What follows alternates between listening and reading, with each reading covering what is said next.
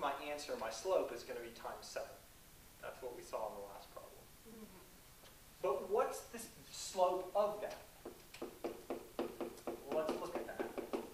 The definition is the limit as h goes to 0 of f of x plus h minus f of x over h. So what's f of x plus h? X plus h to the fourth. Plus h to the fourth minus x to the fourth over h. Now, if you knew the binomial theorem, you could just spit out all 5 terms here. If you don't, what you would do probably is divide and conquer.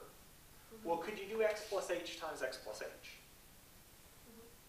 I probably could. X plus h times x plus h is going to get me an x squared, 2 xh's, and an h squared. That's x plus h squared. If you have x plus h to the fourth, that's x plus h squared times x plus h squared.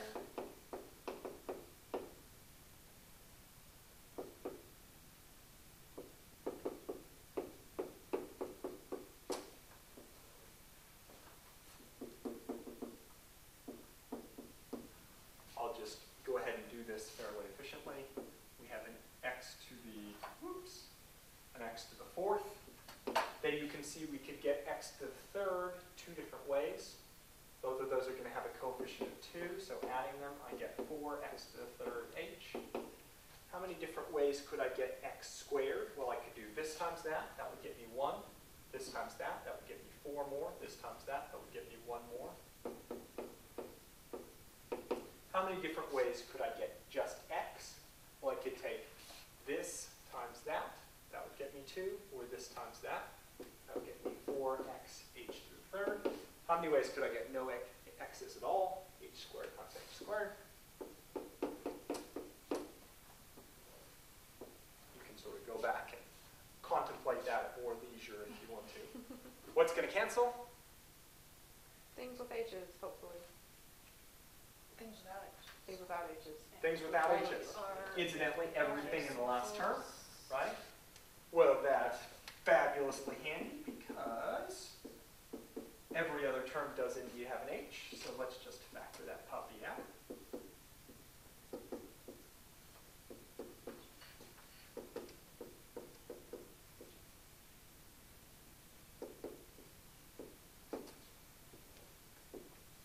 Let's use algebraic cancellation to kill them.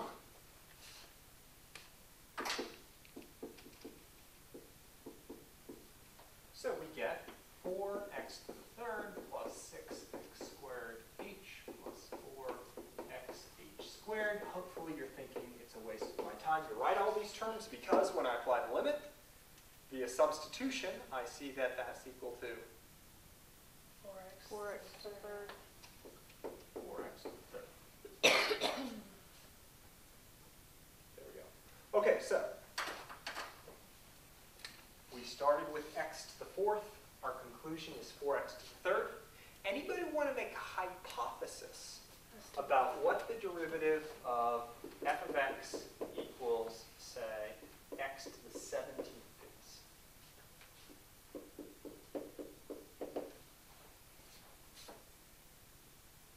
17x to the 16th. 17x to the 16th. Now, let's say you wanted to prove it about all functions, okay? So you could prove this, it'd be a little bit of a pain, but let's say you have grander goals. You want to figure out x to the n. So f prime of x to the n is going to be X to the n minus 1. x to the n minus 1, and that's true for which n's? All of them. For n, for all Real numbers? Let's say right now Natural numbers. positive integers.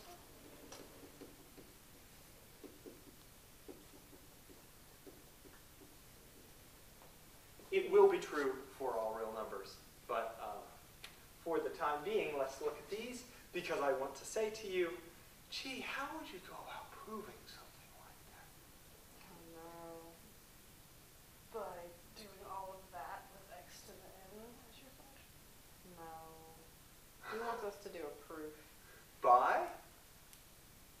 to prove something for all positive integers n? The direct proof? I'd have to prove infinitely many things. Deductive. We're going to do deductive proof on this. What's the other kind of proof? Induction. Induction? Induction! Yay! Induction, yes. In fact, that is a great example of an inductive proof. And something more than that's true, but you have to do this first. You have to do that first.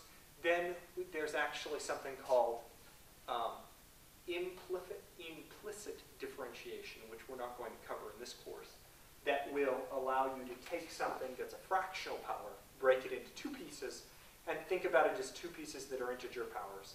And it turns out that this rule really does work for all, truly for all real numbers n. Okay? That's actually the true story, is you can do it for more than that. But you have to sort of build it up. If you were going to prove it, you have to prove it one place, prove it more and more places.